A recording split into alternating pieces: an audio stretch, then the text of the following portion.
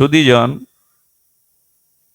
এই জন্য বললেন অন্ন ধন লোভে, পূজা প্রতিষ্ঠা অধিক শিষ্যের লোভে যদি কেউ এই আসনে হরিকথা বলে, আপনাদের এক পাও এগিয়ে দিতে পারবে না, আপনাদের চিত্তশুদ্ধি হবে না। তো সুধীজন, এই জন্য বিপ্রই ভাগবতী বার্তা গেহে গেহে জনে জনে, এই ভাগবত ও অসার হয়ে যাবে যদি আমার মতো মাদিস অর্থলোভী ধনলোভী সুনামের কাঙাল হয়ে আর এই ব্যাসপীঠে হরিকথা বলেন। দেবর্ষি বললেন, এই জন্য কথাও দিন দিন অসার হয়ে যাচ্ছে, কারো কাজ করছে না। এত ভাগবত পাঠ কিন্তু কাউ চরিত্র শুদ্ধি স্বভাব শুদ্ধি হচ্ছে না। তার কারণেই এখন উপায় কি? ঘোর তিমিরে গরসল জগৎজন ধর্ম কর্ম রহদূর। বর্তমান এই কাল বা কলির কবলিত সময়ে ধর্মকর্ম যা কিছু হচ্ছে তাতে অন্ধকার যাচ্ছে না।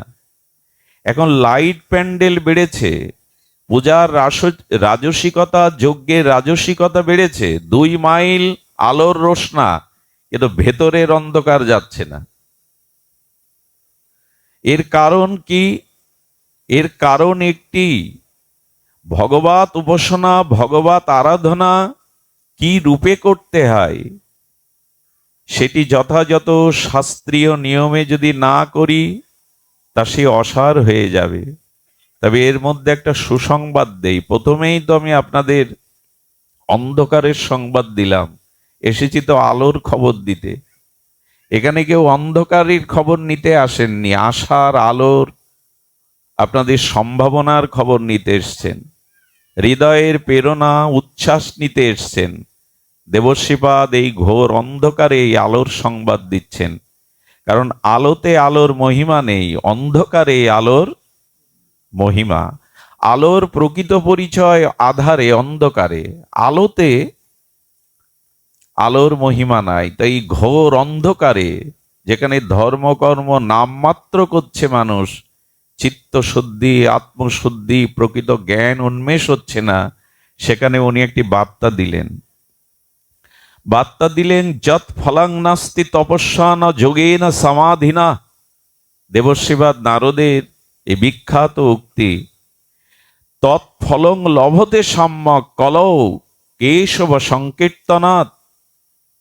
যদিও চারিদিকে অন্ধকার অসার তুষাবৎ, তবু তিনি আশার প্রদীপ জ্বালিয়ে বললেন, এই কাল কবলিত ঘোর অন্ধকারাচ্ছন্ন প্রবৃত্তি ভোগবাদের সময়ে একটি কেবল আশার আলো আছে, না সেটি তপস্যা নয়। কি বলছেন? যৎ ফলং নাস্তি তপস্যা ন যোগেন সমাধিনা। যোগের দ্বারা তপস্যার দ্বারা যেটি অন্যান্য সত্য ত্রেতায় প্রাপ্ত হওয়া যেত, সেটি কলিযুগের তপস্যা, কলিযুগের যোগ, এটির মাধ্যমে যেটি প্রাপ্ত হওয়া অন্যান্য পূর্বের যুগে যেত, সেই ফলই তুমি লাভ করতে পারবে অনায়াসে আয়াসে। সেই ফলত কি? কেশব সংকীর্তনং। একটু সরল প্রাণে শুদ্ধ ভক্তের মুখে ভগবানের নাম রূপ লীলাগতা কীর্তন এবং শ্রবণ করো। এটাই হলো এই অন্ধকারের আলো। শুদ্ধ ভক্তের মুখে হরিকথা শ্রবণ করো। আরে বোঝাতে হবে না, থাক বাবা, একবার দাও মা, তোমরা বললে শুনতে পাচ্ছে না। এদিকে একটু লক্ষ্য করো, জয়ের ধ্বনি সবসময় দিতে হবে না। যদি মনে কোনো ভগবত শব্দাবলীকে প্রেরণা জায়গায় একবার দিবে, ভাগবতে একবার, গৃহে বা মাঙ্গলিক কর্মে 3 বার বা 7 বার বিধি, কিন্তু ভাগবতে একবার দিলেই যথেষ্ট, যাতে হরিকথা আড়ালে চলে না যায়। বলছেন যে তৎফলং লভতে সম্যক, সমস্ত ফল প্রাপ্ত হবে কেশব সংকীর্তনাৎ। যদি সরল হৃদয়ে শুদ্ধ নির্মল চিত্ত ভক্তের মুখে হরিকথা হরিনাম অর্থাৎ শ্রবণ কীর্তনাঙ্গ এই ভজন করতে পারো, তবেই অন্ধকারে আলো জ্বলবে, তবেই তুমি আত্মকল্যাণ, আত্মমুক্তি, প্রেম ভক্তি পাওয়ার প্রগতিশীল ভজনের পথে এগিয়ে যেতে পারবে। এটাই আলো। উনি এও বলছেন, একাকার কলিং দৃষ্টা সারাবাত শ্রাবণী রসম। কলিযুগে মঙ্গলের উদ্দেশ্যেই আর পরীক্ষিত মহারাজ কলিকে স্থান দিয়েছিলেন। কলিকে তিনি বিতাড়িত করেননি। পরীক্ষিত মহারাজ অস্ত্র উঁচিয়েছিলেন আর কলিকে বধ করবার জন্য, কিন্তু দেখলেন না কলিকে আসতে দেওয়া উচিত, কারণ এই অন্ধকারের মধ্যে একটি কৃপা নিয়ে এসেছে কলি। তপস্যা, যোগ, সাহধ্যায়, তীর্থ পর্যটন, যাগযজ্ঞের দ্বারা সম্ভব যা নয়। আর তত্তৎ ফল এবার শুধু মাধব সংকীর্তনেই হবে। শুধু হৃদয়টা সরল করো, হৃদয়টা শুদ্ধ করো। আর এটিও হরিকথা, আর এটিও হরিনামের দ্বারাই হবে। আগে হৃদয় শুদ্ধ করে হরিকথা বলবো, হরিনাম শুনবো তা নয়। হরিকথা বলতে বলতেই, সাধুসঙ্গ করতে করতেই, হরিনাম নিতে নিতেই তবে চিত্ত শুদ্ধি হবে। আর চিত্ত যখন শুদ্ধ হবে তখনই এই হরিকথা সংকীর্তন তোমার চিত্ত বৃত্তিকে নির্মল করে দেবে। দত্তাত্রেয় ভগবান তিনি 24 গুরুকরণ করেছিলেন ভাগবতে। দত্তাত্রেয় ভগবান 24 গুরুকরণ করেছিলেন। তো 24 গুরুর মধ্যে দশম গুরু হলো সমুদ্র। দশম গুরুকে ছেলে দাও, দ্রুত দাও। সমুদ্র হলো দশম গুরু। আচ্ছা, সমুদ্রকে গুরু করতে গেলেন কেন দত্তাত্রেয়? বলেন দত্তাত্রেয় দশম গুরু সমুদ্রকে করলেন এই কারণে, সমুদ্রের একটি বিশেষ গুণের জন্য। খুব ধ্যান দিন শব্দের দিকে। বিশেষ একটি উচ্চকোটির গুণ, উচ্চকোটির ভাব সমুদ্র থেকে আমরা পাই। কি ভাব পাই? ভাবটি হলো পূর্ণ পূর্ণিমার শশী গগনে উদয় হলে, নীলিমায় উদয় হলে, ওই পূর্ণিমার দিন দেখবেন সমুদ্রে তার জলকণা উচ্ছ্বসিত হয়ে ওঠে। পূর্ণ পূর্ণিমার চন্দ্র আকর্ষণে সমুদ্রে জল স্ফীতি হয়, হয় কি না? তরঙ্গ বাড়ে। কারণ কি? যদি কারণ জিজ্ঞাসা করেন, যে চাঁদের দর্শনে, পূর্ণ পূর্ণিমার চন্দ্রের চন্দ্রিমা দর্শনে সমুদ্রে জল স্ফীতি হয় কেন, তরঙ্গায়িত হয় কেন, উচ্ছ্বসিত হয় কেন? বলো চন্দ্রের সাথে সমুদ্রের কোথায় সম্বন্ধযুক্ত একটি ভালোবাসা আছে, এই জন্য ওর আকর্ষণেও বৃদ্ধি পায়। তো চন্দ্র হলো সুশীতল সৌন্দর্যে আর নির্মলতায় ভরা, কারণ চন্দ্রের কিরণের মধ্যে অমৃত খরিত হয়। এই জন্য চাঁদের আর এক নাম সুধাকর। প্রত্যেকে সুধা অর্থাৎ অমৃত খরিত হয়। শব্দ কমিয়ে দিলে কেন? চন্দ্র থেকে অমৃত খরিত হয়, এই জন্য তার আর এক নাম সুধাকর। এবং চাঁদের কিরণ যে বস্তুতে পড়ে, যেমন গাছে পড়লে ঔষধি গুণ বৃদ্ধি পায়, মায়ের গর্ভ বৃদ্ধি পায়, বনস্পতি শোভিত হয়, ঔষধের শক্তিদানে চন্দ্রের কিরণের ক্ষমতা আছে। তো সেই চন্দ্রের সাথে সমুদ্রের প্রেমের কারণে উচ্ছ্বসিত হয়ে ওঠে। কেন জানেন? অপরের ভালো দেখলে, অপরের উন্নতি দেখলে যার হৃদয়ে আনন্দের তরঙ্গ হয়, তাকেই তো গুরু বলা যায়, তাকেই তো শ্রেষ্ঠ বলা যায়। অন্যদিন কেন সমুদ্র উচ্ছ্বসিত হয় না, পূর্ণিমাতে কেন হয়? কারণ পূর্ণিমার চাঁদ হলো পরিপূর্ণ। এ পৃথিবীতে সেই ব্যক্তি সংকীর্তন আর হরিকথার দ্বারা ভগবত প্রেম ভক্তি লাভের যোগ্য, যার হৃদয়টা সমুদ্রের মতো, অর্থাৎ অন্যের উন্নতি দেখলে, অন্যের আলো দেখলে যার হৃদয় আনন্দে ভরে যায়, ইনি ভগবত কৃপা পাওয়ার যোগ্য। আমাদের যাই তো, আমাদের এর উল্টোটা হয়। অন্যের কল্যাণ, অন্যের উন্নতি, অন্যের সুনাম দেখলে আমাদের হৃদয়ে জ্বালা সৃষ্টি হয়। বলে এই মানুষ ভগবৎ প্রাপ্তির অধিকারী নয়। কাম ক্রোধ লোভ থাকলেও কখনো সাধু কৃপায় তার কল্যাণ হতে পারে, কিন্তু পরের উন্নতি পরের কল্যাণ দেখে মাৎসর্য রূপ হৃদয়ে যাদের জ্বালা সৃষ্টি হয়, এরা কোনো কালেই ভগবৎ কৃপা পাওয়ার যোগ্য নয়। এরা চিরদিনই পতন হয় এদের। সমুদ্র আজ উচ্ছ্বসিত তরঙ্গায়িত কেন? চাঁদের পূর্ণ চন্দ্রিমার কিরণ দেখে আনন্দে উচ্ছ্বসিত হয়ে উঠেছে। আর কি করে জানেন সমুদ্র? এই গুণ সমুদ্রের, উচ্চকোটির গুণ বিধায় দত্তাত্রেয় ভগবান সমুদ্রকে দশম গুরু করেছেন। তুমি আমার গুরু।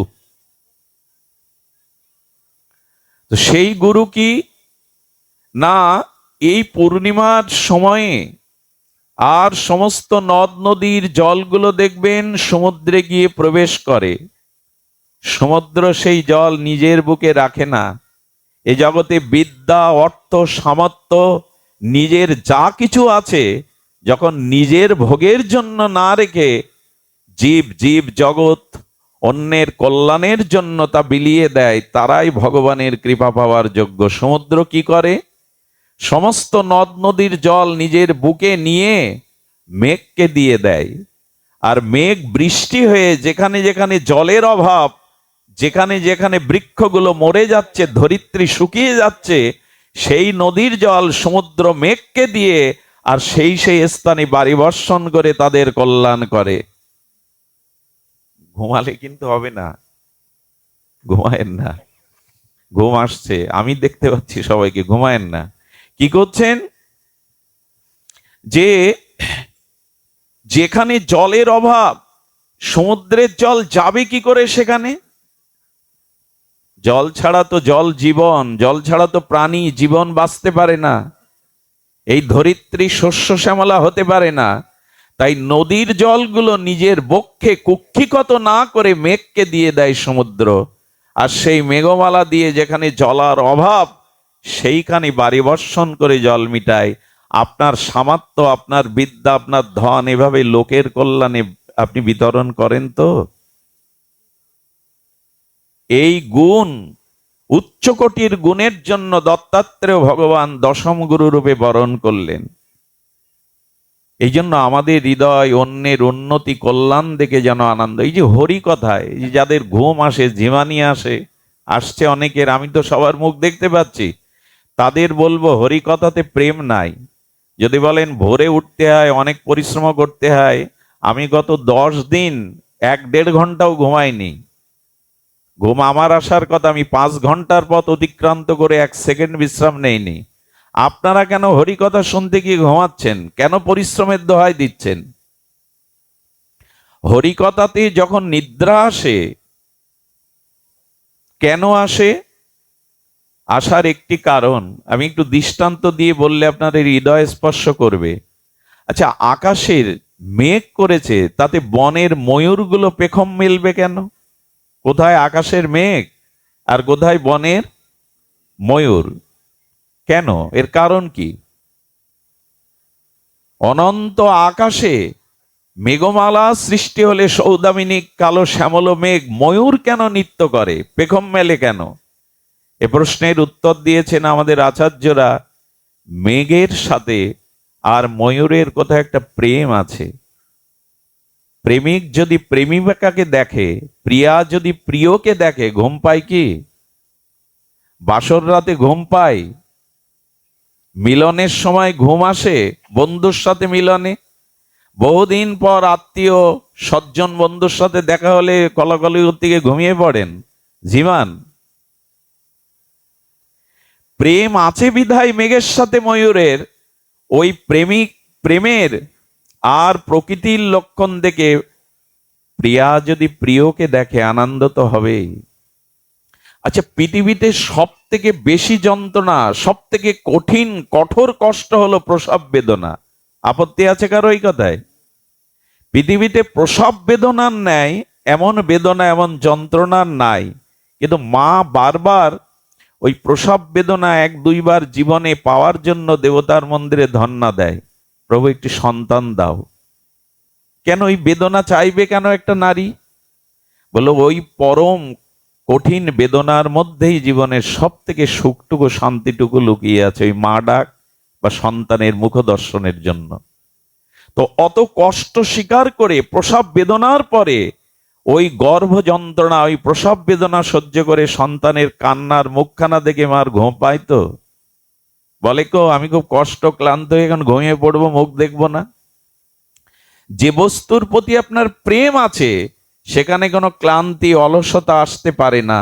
ময়ূরের সাথে মেঘের প্রেম আছে, ভালোবাসা আছে, এই জন্য অত দূরে আকাশকে দেখে সে আনন্দে নৃত্য করে। তেমনি হরিকথাতে যার প্রেম আছে, সেই হরিকথা যেখানে আলোচিত কীর্তন হয় সেখানে ভক্তরূপ ময়ূররা পেখম মেলে হৃদয় মেলে আনন্দ করতে থাকে। তো ঘুম আসে কার? যার প্রেম নেই। ঘুম আসে কার? হরিকথাতে, যার হরিকথাতে প্রেম নেই। সারা রাত জারিয়ে থাকে প্রিয়ার মুখের একটা কথা শুনবে বলে।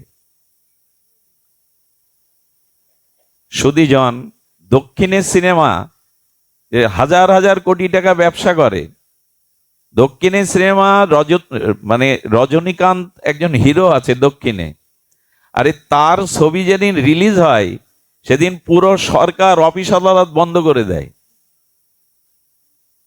এক 70 বছরের বৃদ্ধ তার রোল দেখার জন্য, সিনেমা দেখার জন্য সরকারিভাবে অফিস আদালত বন্ধ করে দেয়। এক একটা মানুষ 10 বার দেখে। সিনেমাতে যা দেখেন, নায়ক বীর বিক্রমে মাটিতে একটা পা দিয়ে, দক্ষিণের সিনেমায় হিরোদের দেখবেন পা দিয়ে মাটিতে আঘাত করে, ধুলো উড়ে 1 মাইল দূরে চলে যায়। যারা ভিলেন তাদের বুক কেঁপে যায়। সম্ভব এটা? আর এই অলৌকিক দৃশ্যগুলো, মিথ্যা দৃশ্যগুলো দেখতে অফিস আদালত বন্ধ, কোটি কোটি টাকা সেখানে আয় হচ্ছে। অথচ যেখানে বাস্তব হরি কথার মধ্যে হরিকে পাওয়া যায় সেখানে আনন্দ কই আমাদের? তার মানে কারা যায় হলে? যারা নায়ককে ভালোবেসেছে, ওই নায়কের প্রতি যাদের হৃদয়ে হৃদ্রতা প্রীতি আছে, সিনেমা যাদের ভালো লাগায়, তারাই তো 10 বার ভিড় ঠেলে ব্ল্যাকে টিকিট কেটে যায়। তা আপনি হরি কথা শুনতে এসছেন, হরির প্রতি যদি প্রেম থাকে, এখানে ময়ূরের মতো নৃত্য করবে আপনার হৃদয়, বিভ্রান্তি মোহ আসবে না। প্রেম না থাকলে হয়? মুখে মুখে হয়? ভালোবাসা চাই। কটা রাত কাটিয়েছ জেগে স্বপ্নের। প্রখ্যাত মান্নাদের এই সঙ্গীতটা যদি এই দিকে মোড় নিয়ে দেন, ড্রেনের জল যদি গঙ্গায় দিয়ে দেন, গঙ্গায় পড়লে, স্রোতস্বিনী গঙ্গায় পড়লে কি হয়? ড্রেনের জল কেউ বলে? এই গানটা এইদিকে দিয়ে দেন, কপটা চোখের জল ফেলেছ যে তুমি ভালোবাসবে, পথের কাটায় পায়ে রক্ত না ঝরালে কি করে এখানে তুমি। কটা রাত কাটিয়েছ জেগে স্বপ্নের মিথ্যে আবেগে। ভগবানের জন্য সাধু সঙ্গে কটা রাত জেগেছ তুমি, জেগে জেগে যে তুমি ভগবানকে ভালোবাসবে এটা দাবি করবে। কটা রাত কেটেছে তোমার বিনিদ্র রজনী বিনা স্বপ্ন ঘরে, কটা রাত হরিকথার জন্য কাটিয়েছ তুমি যে দাবি করবে তাকে ভালোবাসি। অসুস্থ সন্তানের জন্য হাসপাতালে ঘুমায় মা বাবা? কথা বলুন, ঘুমায়? যে গতকাল রাত জেগেছিলাম, খুব কষ্ট দেয়, ঘুমিয়ে পড়লাম। ভালোবাসা না থাকলে জাগে না, ভালোবাসা না থাকলে হৃদয় পেখম মেলে না। কোথায় আকাশের মেঘ আর কোথায় মাটির ময়ূর? ভালোবাসা, হরিকথাতে যাদের ভালোবাসা, সাধুতে যাদের ভালোবাসা, তাদের সাধু দেখলে রামচন্দ্র লক্ষণকে বলেছিলেন, লক্ষণ সেই গৃহের মানুষরাই ধন্য যে গৃহে সাধুর চরণধূলি পড়লে, যে গৃহে সাধু আগমন করলে ওই মেঘ দেখে ময়ূরের মতো গৃহীদের হৃদয় নাচতে থাকে, পেখম মেলতে থাকে, তারাই প্রকৃত গৃহী, তারাই প্রকৃত গৃহী। সুধীজন, এই জন্য জেগে থাকুন ভগবানের জন্য। এ জীবন যৌবন ধন জন যদি ভগবত সেবায়, ভক্ত সেবায়, জগতের কল্যাণে সৎ কাজে নিয়োগ না করতে পারেন, 3 ঘন্টা মন্দিরে থেকে কিছু হবে না, বাইরের পোশাকে কিছু হবে না। হৃদয়টা সমুদ্রের মতো করুন। হৃদয়টা ময়ূরের মতো করুন, যাতে প্রেম হয়। ভগবত কথা সাধুতে প্রেম হয়। লাফালাফি দাপাদাপি ছোটাছুটিতে কিছু হয় না, সবকিছুর মূলে প্রেম, ভগবানের প্রতি প্রীতি। আমাদের এই রোগ সারবে কি করে? রোগ আমাদের অনেক জন্মের, এক জন্মের না। এই রোগ নিয়ে তুলসীদাস গোস্বামী একটা অপূর্ব বিষয় জানিয়েছেন, খুব ধ্যান দিয়ে শুনুন। শরীরের রোগ আগে কে বুঝতে পারে? বাইরে প্রকাশ হলে রোগীই তো আগে বুঝতে পারে যার রোগ হয়েছে। কোনো লক্ষণ বিরূপ হয় কি না? কঠিন বা সাধারণ রোগেও কোনো লক্ষণ প্রকাশ পায়। বাইরের রোগ যার হয় সেই রোগী সেই রোগের সাদৃশ্য লক্ষণগুলো দেখতে বা বুঝতে, অনুভব করতে পারে। কিন্তু মনের রোগের সমস্যা হলো, মনের রোগ যার রোগ হয়েছে সে দেখে না, অন্যে দেখে। বোঝা যায় কথা? শরীরের রোগটা যে রোগী সে উপলব্ধি করতে পারে। সিমটম থাকে তো, জ্বর হলো, এই জায়গায় ব্যথা হলো। বাইরের রোগের লক্ষণ চিহ্ন এগুলো রোগী বুঝতে পারে, কিন্তু মনের যে রোগ সেই রোগ রোগী বুঝতে পারে না। তার সাথে যারা ব্যবহার করে অন্য লোকই তার মনের রোগ বুঝতে পারে, সে বুঝতে পারে না। আমাদের দুর্দশা হয়েছে কি, আমরা বাইরের রোগ ডাক্তার দেখাই, অনুভব করি আমার এই রোগ হয়েছে, কিন্তু মনের রোগের খোঁজ আমরা কেউ। কিন্তু জেনে রাখুন, বাইরের রোগ শরীরের ক্ষতি করতে পারে, না হোক কারো জগতে দুরারোগ্য ব্যাধি, ক্যান্সার আদি, এইডস আদি হলে শরীর নষ্ট হয়, কিন্তু আত্মার ক্ষতি হয়।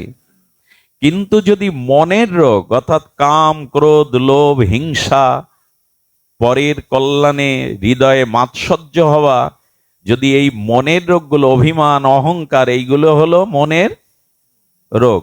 আমার অহংকার কিন্তু আমি বুঝি না, আমি বলি ঠিক করেছি, ওকে বড় কথা বলে ঠিক করেছি। ওই যে মনের রোগ নিজে ধরা যায় না, কিন্তু যাকে অপমান করলেন সে বুঝলো আপনার এটা কত বড় দাম্ভিকতা। সুধীজন, সাধু যখন আপনাকে কিছু বলেন, আচ্ছা রোগী যখন ডাক্তারের কাছে যায়, তখন রোগীর কি এই আশা করা উচিত ডাক্তার আমার সব ভালো বলুক, কোনো রোগ নেই, তুমি সুস্থ, তোমার মতো চেহারা, তোমার মতো শান্তিতে কেউ নেই, এই আশা করে যেতে হয় ডাক্তারের কাছে? বরঞ্চ ডাক্তারের কাছে ডাক্তার যদি বলে তোমার আমি কোনো লক্ষণ পাচ্ছি না, উল্টে বলে ডাক্তারবাবু আরেকটু ভালো করে দেখুন, ওইখানে প্রশংসা নিতে যান যে আমার রোগ নেই, আমি খুব সুস্থ, এই প্রশংসা নিতে যান। তবে মনে করবেন সাধু হলো ডাক্তার, সাধু হলো বৈদ্য।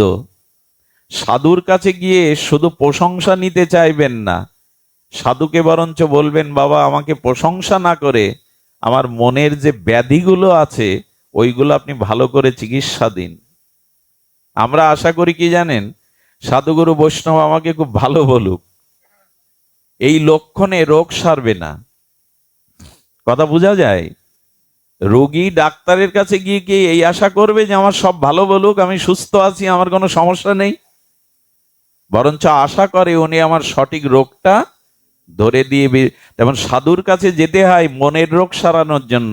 এখানে আমি আপনাদের বাইরের কারো রোগ সারাতে পারবো না। ভাগবত আপনাদের মনোরোগ সারাবার জন্য এসেছেন, কারণ মনের রোগটা অনেক জন্মের, এটা জটিল, এটা সহজে যায় না।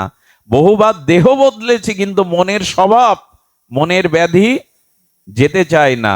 তো মনোরোগের জন্য সাধুর কাছে গেলে, গুরুর কাছে গেলে শুধু ভালো মুখের প্রশংসার আশা করবেন না, বলবেন আমার রোগগুলো চিনিয়ে দিন।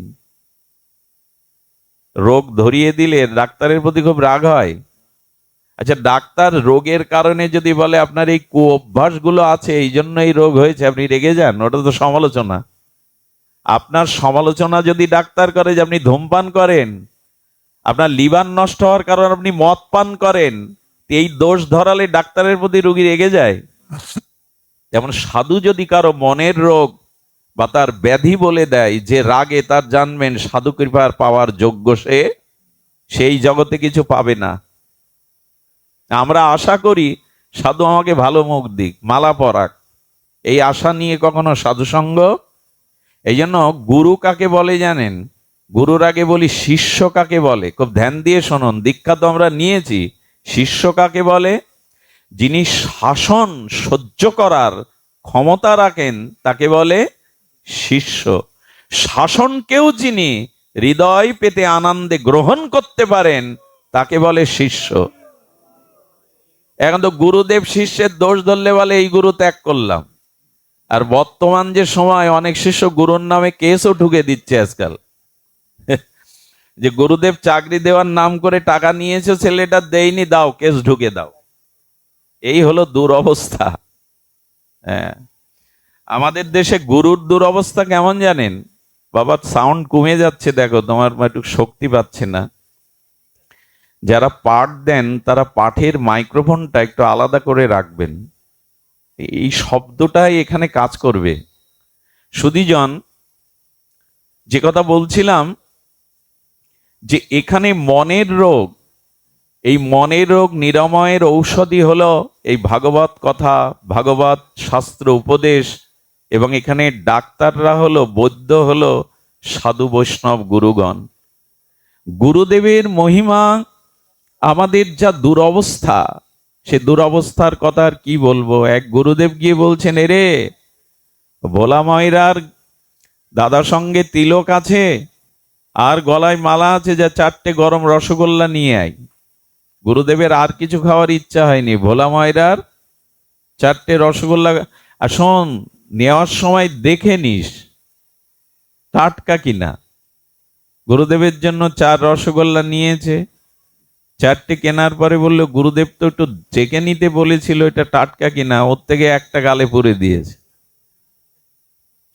দেওয়ার পরে বলছেন, কিছু দূরে এসে, ওটা রস লেগেছে তো ভালো, বলে না ঠিক আছে। কিছু দূরে এসে বলছেন, আচ্ছা গুরুদেব যা কিছু পায় তার অর্ধেক আমাকে দেয়, তাহলে 4টে 2টো পাও না আমার?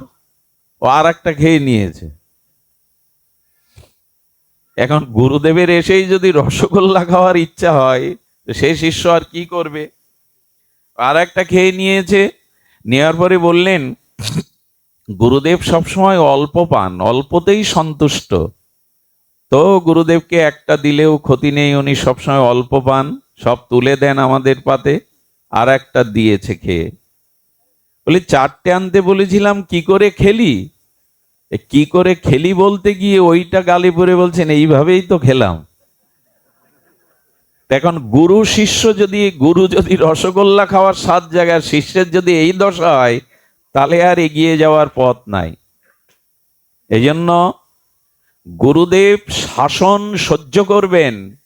যদি বড় হতে চান, রোগ সারাতে চান মনের, তবে ডাক্তারের কাছে প্রশংসার আশা না করে, ডাক্তারের কাছে বরঞ্চ কি কারণে রোগ হয়েছে আমার সেই দুষ্ট অভ্যাসগুলো ডাক্তার যেন ধরিয়ে দেয়, কুপথ্যগুলো যাতে আমি ছাড়তে পারি। কিন্তু আমরা রাজি নই। আমাকে ভোর আসরের মধ্যে এরকম কথা বলল, হয়ে গেল।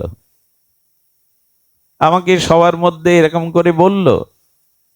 দেখুন, বাইরের লোকের সাথে ব্যবহার খুব সৌজন্য করতে, আসুন আসুন, বসুন বসুন, আপনার খুব গুণ, আপনার কথা অনেক শুনেছি, এই তল্লাটে আপনার অনেক সময়, এটা বাইরের লোকের কাছে বলতে হয়।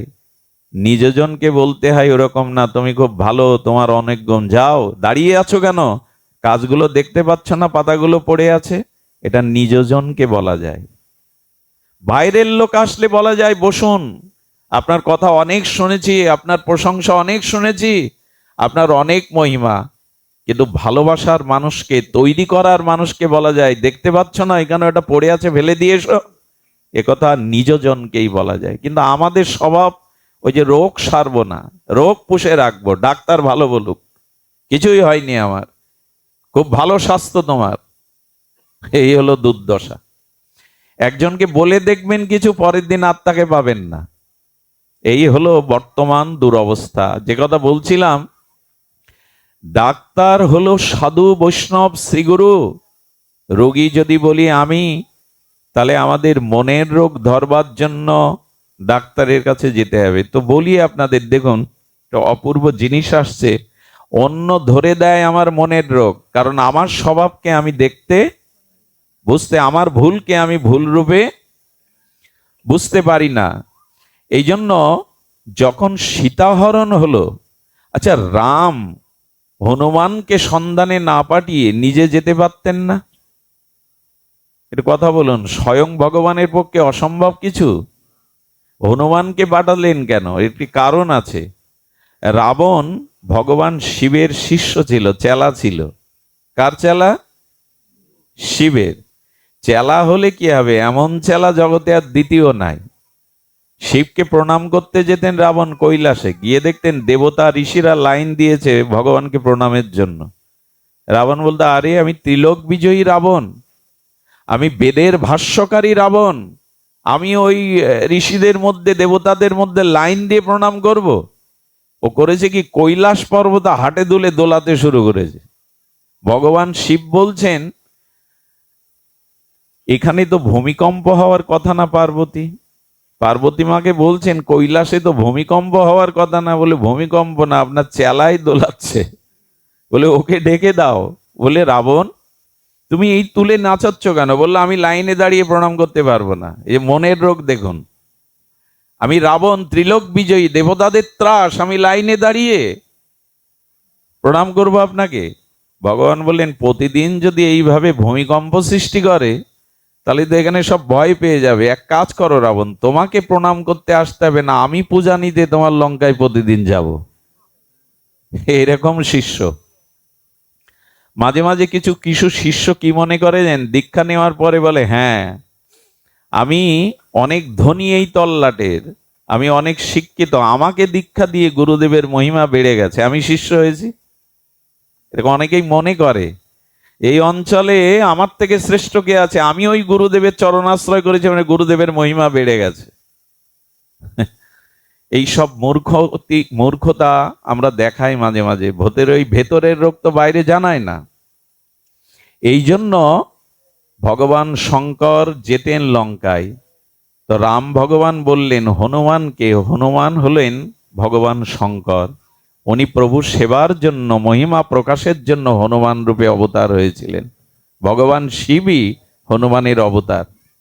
তখন চিন্তা করলেন ওরই তো চেলা, এই জন্য রামচন্দ্র কৃপা শক্তি দিয়ে হনুমানকে আগে পাঠালেন, যা ওর মনের রোগ সেরে এসো।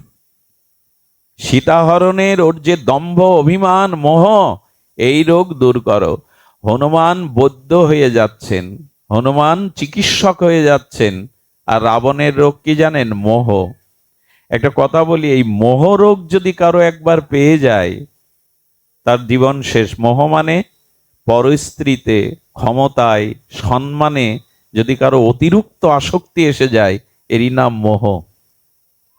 এই মোহ হলো মনের রোগের সব থেকে বড় রোগ। যেটা পেয়েছিল মন্দাদরীর মতো স্ত্রী থাকতে, এত দেব ও নাগ কন্যা থাকতেও মা জানকীর দিকে তোমার দৃষ্টি গেল। আর এমন অহংকারী, রামের নামও মৃত্যুর আগ পর্যন্ত একবার কেবল মৃত্যুর সময় রাম বলে ডেকেছিলেন, আর রাম নাম নেমনি। বললো ওই বনবাসী তপস্বী কি করছে বনে বনে, বনবাসী বলতো, তপস্বী বলতো, রাম বলতো না। আরে একটা নরকে আমি ভগবান বলে স্বীকার করব? মোহ যখনই আসে তখনই আসে দম্ভ, তখনই আসে ভোগ প্রবৃত্তি, পরস্ত্রীর প্রতি লালসা। আর রাবণ সেটাই করে বসলো। হনুমান গিয়ে তিনটে জিনিস ধরিয়ে দিল, রোগের লক্ষণ, রোগ আর ঔষধ। হনুমান হাত জোড় করে দাঁড়িয়েছে, দেখেন গুরু হয়েও আর সাধুরূপে, ভক্তরূপে জগতে শিক্ষা দিয়ে হনুমান লঙ্কেশের সামনে গিয়ে হাত জোড় করে বললেন, হে দশানন, আপনি মহাপরাক্রমশালী, দেবতাদের ত্রাস, আপনি বেদজ্ঞ, পরস্ত্রীর প্রতি মোহ এটাই আপনার রোগ। আর নিরাকরণ হলো আপনি মা জানকীকে প্রভুর চরণে ফিরিয়ে দিন। আর এই মোহ, দম্ভ, অহংকারের ঔষধ হলো রাম চরণ আশ্রয় করা, ভগবানের চরণ আশ্রয় করা। মনের রোগ বললেন মোহ। আর এই মনের রোগ দূর করার উপায় হলো যার প্রতি মোহ সেই মা জানকীকে প্রভুর কাছে ফিরিয়ে দেওয়া। আর রোগ নিরাময়ের ওষুধ হলো ভগবত চরণ আশ্রয় করা। এটাই তো ভবরোগ মনোরোগ দূর করার উপায়। রাবণ কি করলো জানেন? রাবণ বলল, বাহ, হ্যাঁ, গুরু সেজেছ বানর, হ্যাঁ, কার সামনে দাঁড়িয়ে কথা বলছো তুমি জানো? বানর অপমান করতে লাগলো। উনি সম্মান জানিয়ে হাত জোড় করে কথা বলছেন, প্রবুদ্ধ হয়ে গেছেন, কিন্তু রাবণ অভিমান অহংকারে তাকে তুচ্ছ তাচ্ছিল্য করে বানর উপদেশ দিচ্ছে, বানর গুরু সাজতে যাচ্ছে। মোহ থাকলে তো অভিমান থাকে, অহংকার থাকে। রাবণের পতন হলো, মনের রোগ সে সারল না। আমাদের রোগ সারে তো মনের। এই যে ভাগবত ঔষধ রূপে, সাধু রূপে আপনাদের সামনে এসেছে, এই কথাগুলি, এই বাণীগুলো, এই মর্মস্পর্শী ভগবানের নাম রূপ লীলাগুলোই তো ঔষধ, মোহ দূর করার, মনের রোগ দূর করার। এখনো গেল তো কোথায়? মনের রোগ দূর হলো কোথায়? মোহ বাসনা আমাদের দূর হলো কোথায়? দেখুন, একটি কথা আপনাদের বলি, প্রায় এখন একটি প্রশ্ন আসে, কর্ম বড় না ভাগ্য বড়? অনেকের প্রশ্ন আসে, কর্ম বড় না ভাগ্য বড়? কেউ কর্মবাদীগণ বলেন কর্মই পুরুষার্থ, কর্মের দ্বারাই সব পেতে হয়। আবার কেউ বলেন কর্ম করেও কি হবে, যদি ভাগ্যে না থাকে তো আমি পাবো। এর সমাধান কি? কে বড়, কর্ম নাকি আমাদের ভাগ্য? দেখুন, কিছু মানুষ আছে তারা ভাগ্যের দোহাই দিয়ে জীবন কাটায়, কিন্তু চেষ্টা বা কর্ম করতে চায় না। এই ভাগ্যবাদীদের জিজ্ঞাসা করবেন তো, ভাগ্য কি আকাশ থেকে পড়ে? ভাগ্য কি মাটি ফুঁড়ে ওঠে? আসলে আমাদেরই কর্ম যেমন, দেখুন একটি গীতার শ্লোকে বলছে, কর্মান্নে বাদিকারাস্তে মা ফলেষু কদাচন। কর্মে তোমার অধিকার, কিন্তু ফলে অধিকার নেই। এতদিন আমরা এইটাই জানতাম, কিন্তু ওর মধ্যে একটা রহস্য ব্যক্ত করেছেন ভগবান। কর্মান্নে, অর্থাৎ আগে কর্ম করো, কর্ম করলে তদরূপ ফল আশা করতে হবে না, তুমি পাবে। বুঝতে পেরেছেন শ্লোকটার রহস্য? কর্মান্নে বাদিকারাস্তে মা ফলেষু কদাচন, কর্ম করো, ফলের আশা করো না। কিন্তু শ্লোকটার যথার্থ অর্থ কি হবে? তুমি কর্ম যেমন করেছো, না চাইলেই ফল তাই পাবে। সুধীবৃন্দ, এই জন্য কর্ম, চেষ্টা, প্রচেষ্টা করতে হবে। আচ্ছা, বীজগুলো যখন মাঠে খেতে কৃষক ফেলে দিয়ে আসে, যারা বীজ তত্ত্ব জানে না, ফসল তত্ত্ব জানে না, তারা কি বলে জানেন? বীজগুলো নষ্ট করে মাটিতে ফেলে দিয়ে আসলো। ফেললো বটে, কিন্তু পরে কি নিয়ে আসে ক্ষেত থেকে? তার থেকে বহুগুণ, তার থেকে বহুগুণ ফসল সে ঘরে তোলে। আপনি যেমন কর্ম করবেন, আপনার ভাগ্য, আপনার বিধিলিপি তদদূপ রচিত হবে।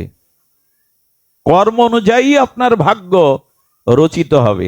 আচ্ছা, একটা কথা বলি, কাঁটার বীজ রোপণ করেছেন খেতে, কি বীজ বপন করেছেন? কাঁটা।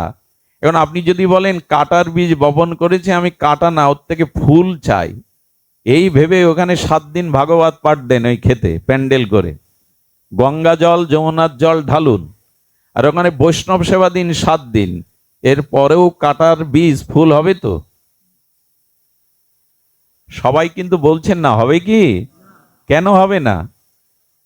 আপনি বীজ বুঝে দেন কাঁটার, ওখানে গঙ্গা জল, যমুনার জল, ভাগবত পাঠ, বৈষ্ণব সেবা দিলে বীজ কখনো কাঁটার বীজ হবে না। তেমনি অনেকেই প্রশ্ন করে, বাবা কর্ম বড় বলছেন, যেমন কর্ম তেমনই ফল হয়, কিন্তু দেখা যায় এই জগতে অনেক দুষ্ট ব্যক্তি, অধার্মিক ব্যক্তি, তারা সুখে আছে, ব্যাংক ব্যালেন্স, টাকা পয়সা, তাদের রোগ শোক নেই।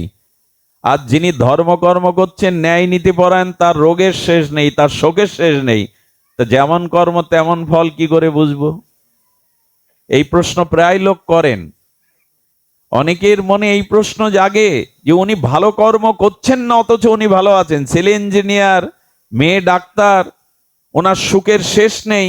অথচ যে মানুষটা ন্যায় নীতি আদর্শ ধার্মিক, তার বিপদের শেষ নেই, তার লাঞ্ছনার শেষ নেই। তা আপনারা বলেন যেমন কর্ম তেমন ফল, এর কারণ শুনুন। এর কারণ একটাই, ব্যাংকে 20 বছর আগে যা জমা রেখেছেন, সুদে আসলে 20 বছর পর তা ফেরত পাবেন কিনা? যা রেখেছেন তা পাবেন না, 20 বা 50 বছর পরেও তা পাবেন। এই কর্মটা আপনার এই জন্মের না। সুকর্ম করেও এখন যে ফল ভোগ করছেন আপনি, কষ্ট দুঃখ লাঞ্ছনা অপমান, এটা কোনো না কোনো জন্মের, অতীতের জন্মের ফল। ওই প্রভাবটা প্রারব্ধ রূপে এখন ভোগ করছে। কিন্তু বর্তমানে যে আপনি ধর্ম কর্ম আদর্শ নিয়ে চলছেন, এর ফলটা পরে পাবেন। তার কারণ বীজ এখনই পুড়লে, বৃক্ষ এখন রোপণ করলে এখনই ফল দেবে না, কিছুটা বিলম্ব হবে।